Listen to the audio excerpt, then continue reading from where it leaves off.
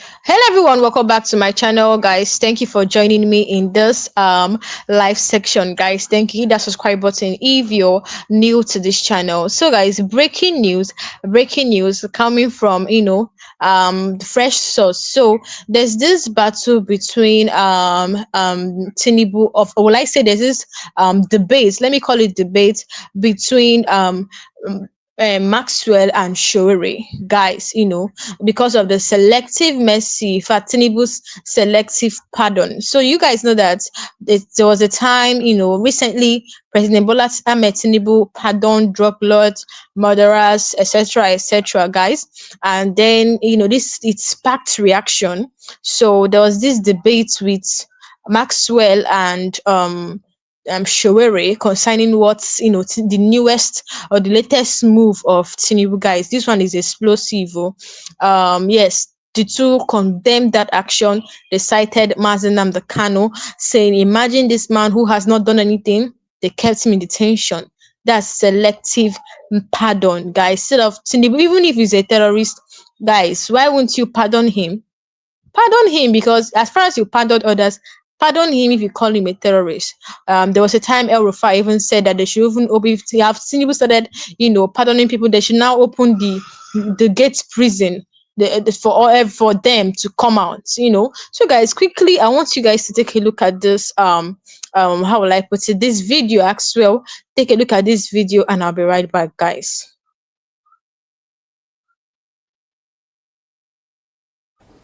Today, we delve into one of the most talked about decisions from Aso Rock. President Tinubu's recent list of pardons under the discretionary power, the prerogative of mercy. Among those freed were convicted terrorists, drug barons, and murderers. When those who traffic drugs, spilled blood, or terrorize communities are suddenly forgiven, what message does it send to victims still grieving and citizens still living in fear? Yet, the name of Nnamdi Kanu, leader of the indigenous people of Biafra, remains conspicuously missing. The decision has reignited a national debate on whether mercy, in this case, amounts to justice or betrayal. The biggest question remains: what process did this pardon undergo before qualifying for pardon? Was it a transparent review of repentance and rehabilitation, or the quiet hand of influence behind closed doors? Until Nigerians get those answers, faith in the justice system will remain fragile. As calls for new protests over Kanu's continued detention grows louder, one truth stands clear: selective mercy risks tearing open old wounds and deepening national divides. For a country struggling to contain violence and restore trust, mercy without accountability may not bring peace. It may only remind us that justice, once again, is negotiable. We're heading for a short break, but stay with us, because coming just after now is the start of today's conversation with my distinguished guests, Dr. Maxwell OPARA and Omoyele Sowore, who will both be joining us from Arise Abuja, and then also Dr. Dixon OSAJIE. Perspectives will return in just a moment.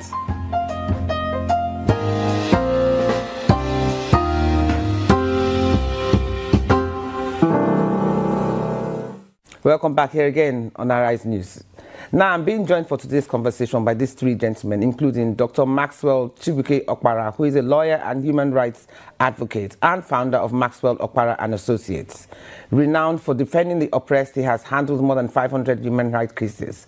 Also joining us, pro bono, is Omoyele Sowore, a politician, human rights activist, citizen reporter, writer, lecturer, and pro-democracy campaigner, known for founding the online news agency called Sahara Reporters. And last but certainly not the least is Dr. Dixon OSAJIE, the managing director and CEO of Debris Protection Services Limited, an internationally certified security and counterterrorism expert with over 26 years experience. He offers expert insights on terrorism, security management, and global threats.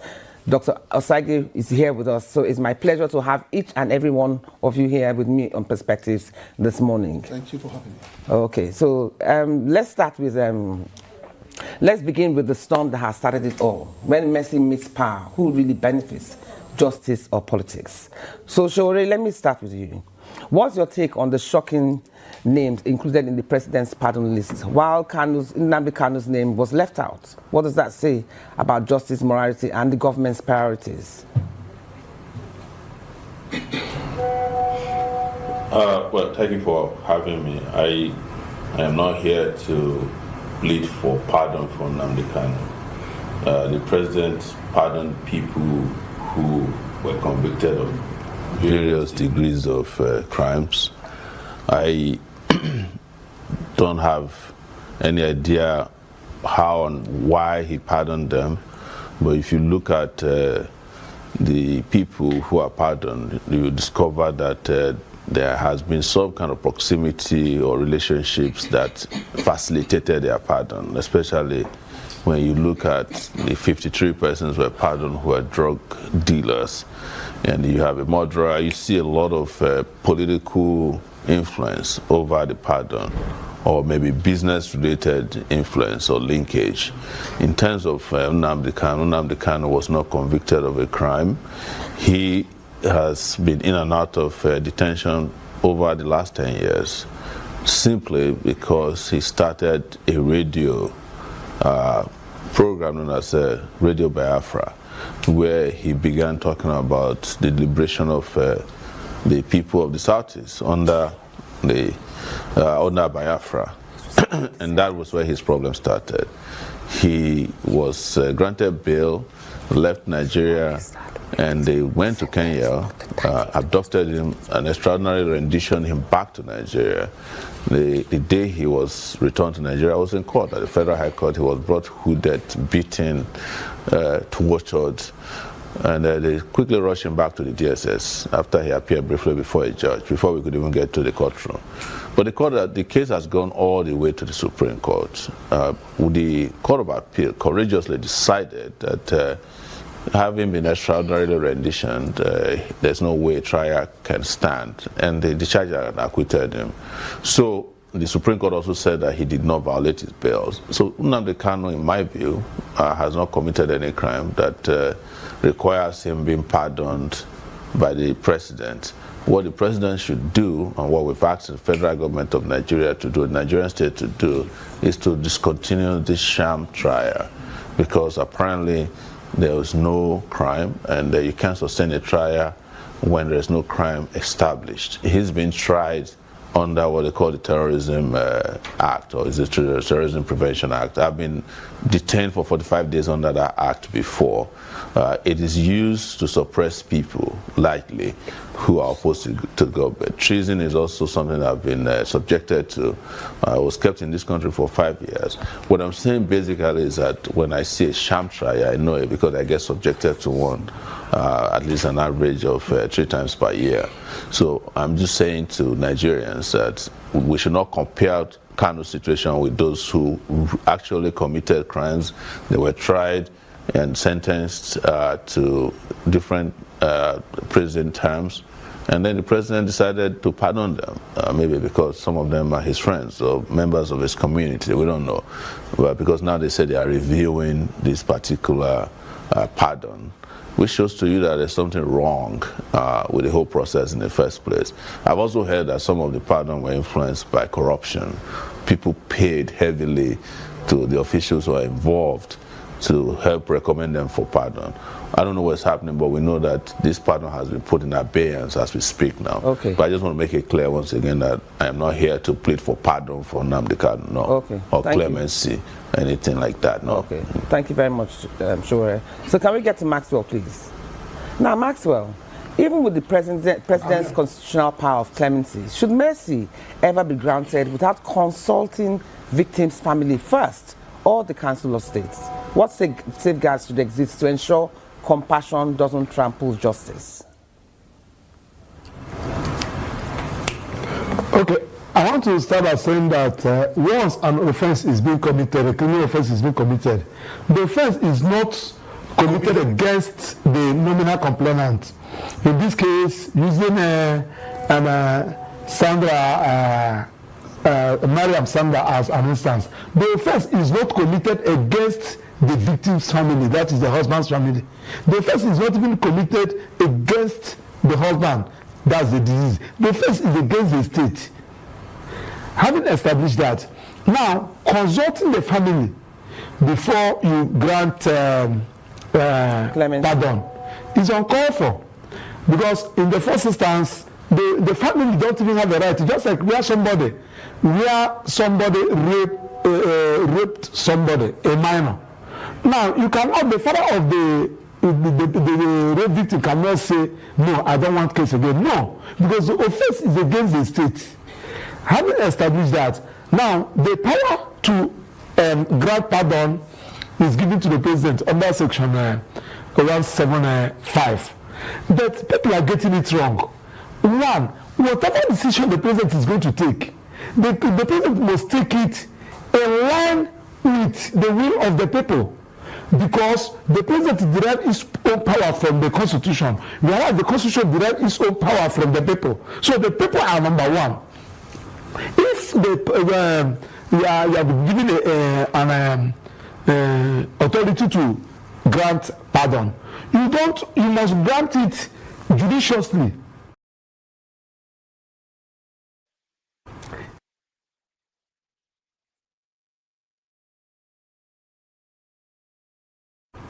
In line with the conscience of the people, not abusing it, not using it as an epitome of fraud, just like as we saw.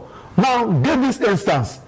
A lady called Mary Bahagu in Suleja prison was having an altercation with somebody, and she killed a person in the course of their conflict, and she was convicted and sentenced to life jail.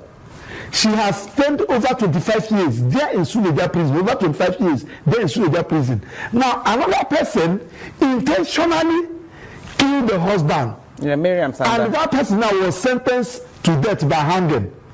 And he has spent less than 3 years. And the matter is still in court.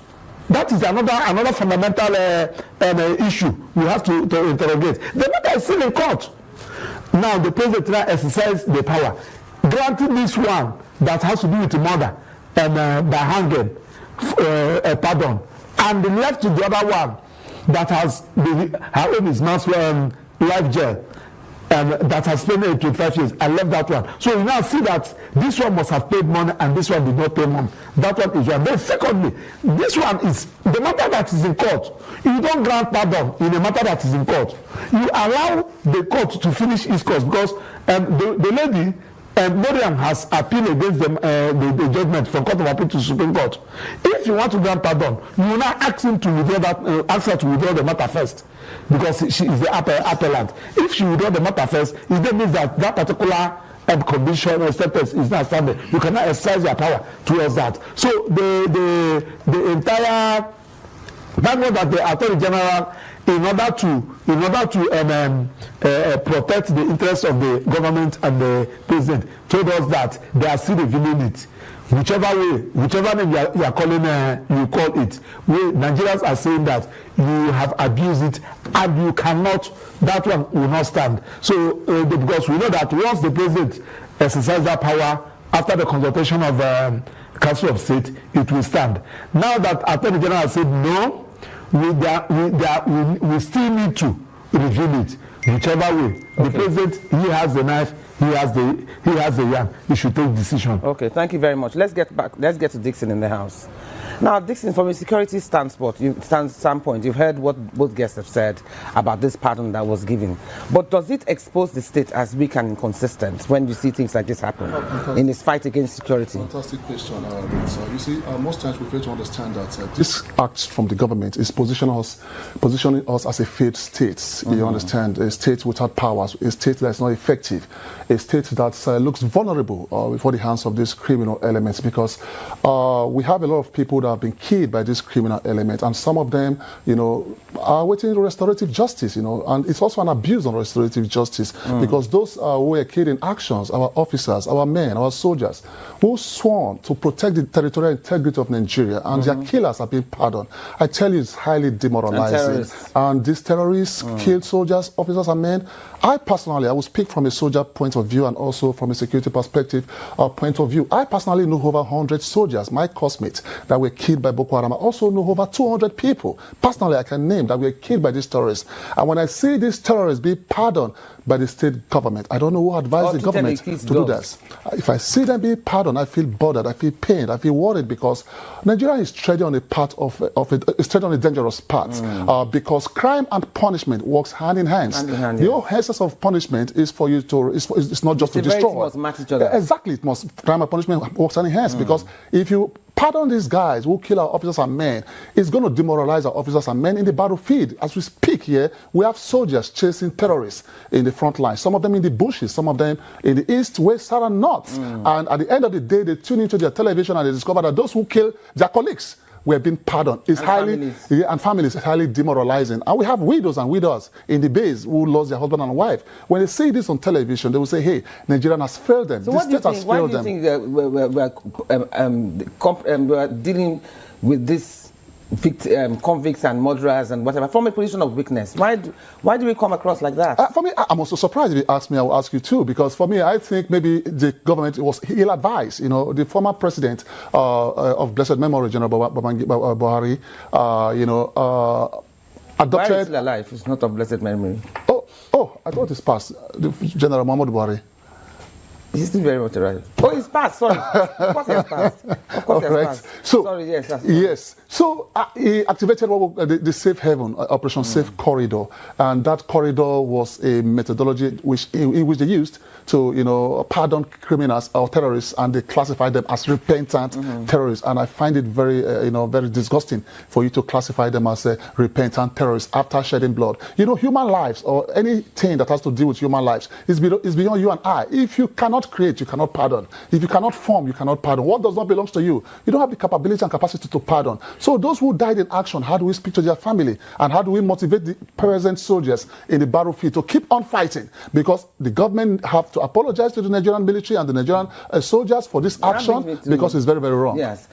Do you think President Muhammad Buhari of blessed memory, as a soldier, would have passed this kind of pardon? Well, I think he can, because being a soldier, I think he can, because consequences. A lot of people were disappointed in his action. Even the Operation Safe Corridor he approved was wrong. It's very, very wrong, because whatever that has to do with terrorism, you need to go before them with speed. You need to hit them very hard and ensure from the east, west, south, and north there is no hiding place. If you keep pardoning these guys, what that entails is that in nearest time, other terrorist group will form up and say, hey, Nigerian is not ready for actions. We can go and later seek for pardon. So for me, crime and punishment works hand in hand, and we must punish those who commit crime against the Nigerian state. Okay. Now to the man at the center of the fresh agitation, Nnamdi Kanu. His continued detention has sparked renewed outrage and mobilized citizens for nationwide protests. So, Mr.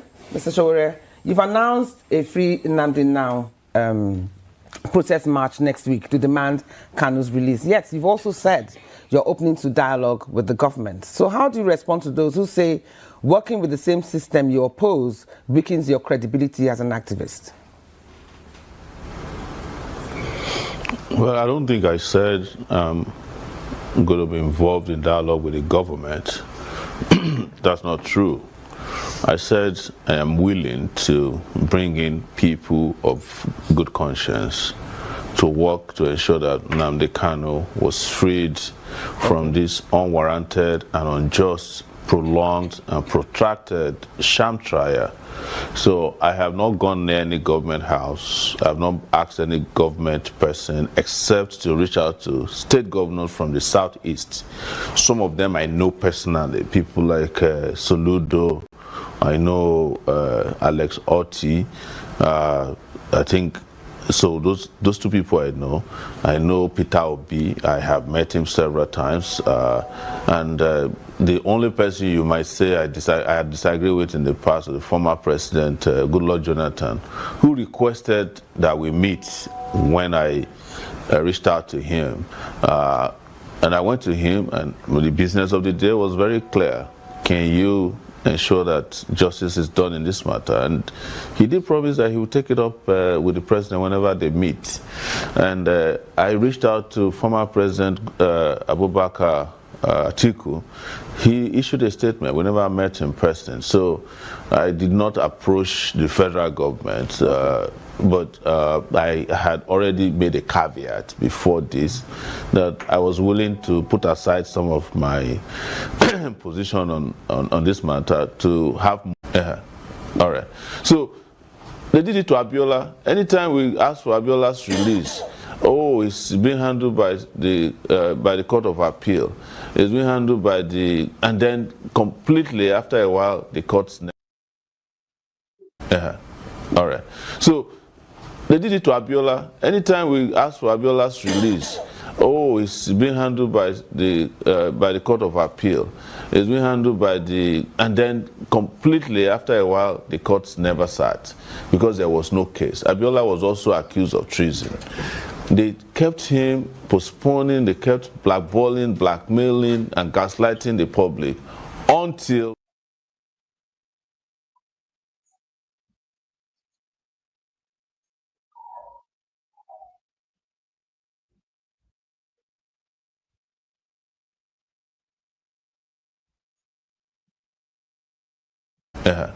all right.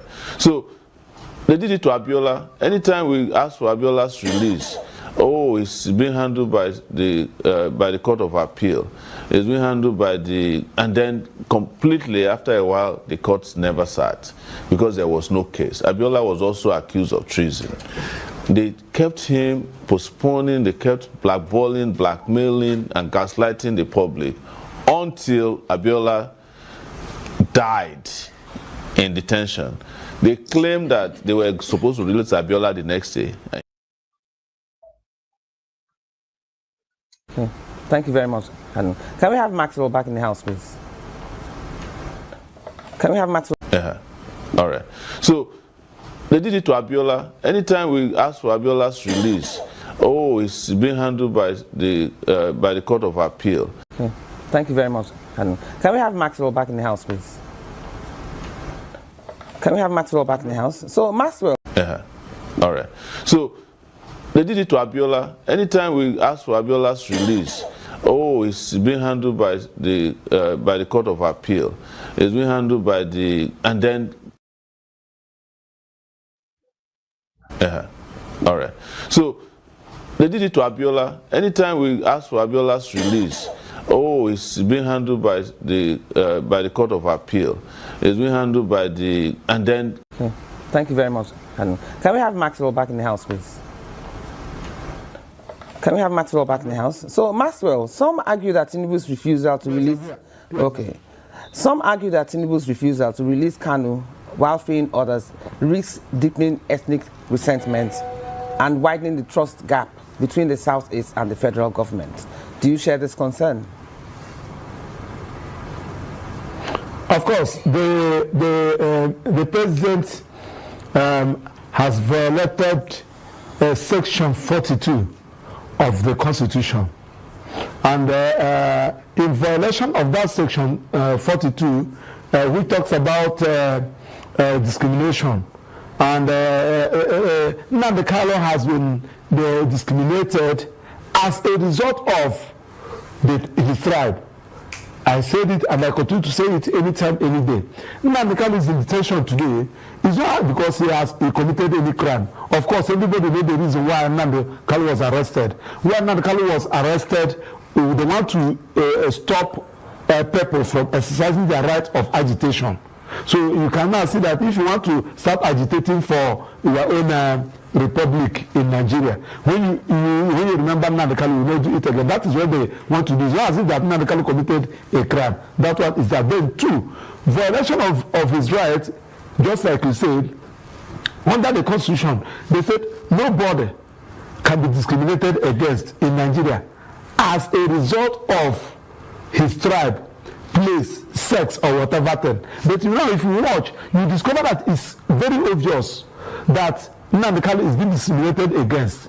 There are some people, when the president discovered that their charge is frivolous, they directed Attorney General to withdraw their charges. Now, Nnamdi Kanu never committed any crime. Thank God that the president, the federal government has opened up their defense and closed their case. And the whole world have seen that this is just an act of embarrassing the federal government of Nigeria. Where you say that somebody committed a crime, you did not act of terrorism. You did not produce one person who said that I was the person that committed this crime, and I committed it because of the comments made by Nnamdi Kanu or sponsored by Nnamdi Kanu. What did you tender in court? You tendered perfume, his boxers, the microphone you got from his hotel room, his singlet. These are the things that you used to embarrass. So now we are not saying that. Now that is like this. You have also committed another heinous offense that embarrasses this country by directing the police and the military to go and negotiate and discuss with non-terrorists, and they came to the meeting with their ammunition in that meeting, and the person. All right. So they did it to Abiola. Anytime we ask for Abiola's release, oh, it's being handled by the Court of Appeal. It's being handled by and then completely after a while, the courts never sat because there was no case. Abiola was also accused of treason. They kept him postponing, they kept blackballing, blackmailing, and gaslighting the public until Abiola died in detention. They claimed that they were supposed to release Abiola the next day, and he died in detention. Anybody who saw Nnamdi Kanu on October 16 in court, you know that this man is very, very ill. I don't want to use the word gravely ill. And there's been this whole claim that the Nigeria Medical Association said that they have conducted tests on him, he can stand trial. The DSS has an hospital. I've been to DSS hospital before. It's on the way to the airport. They cannot treat a cat successfully there. It's just a bunch of beds and some equipment that cannot handle complicated medical issues. We are not even asking that Nnamdi Kanu be taken out of the country. Let's take him to a proper hospital where he can treat himself. But there is no, we are not even asking for him to be released on those grounds, but for the trial to be discontinued, and then he can rejoin his family and live his normal life. Okay. Nigeria should stop becoming a nation state that treats its innocent as criminals and treats its criminals as innocent. That's the problem we are facing here. So all the arguments you hear that this is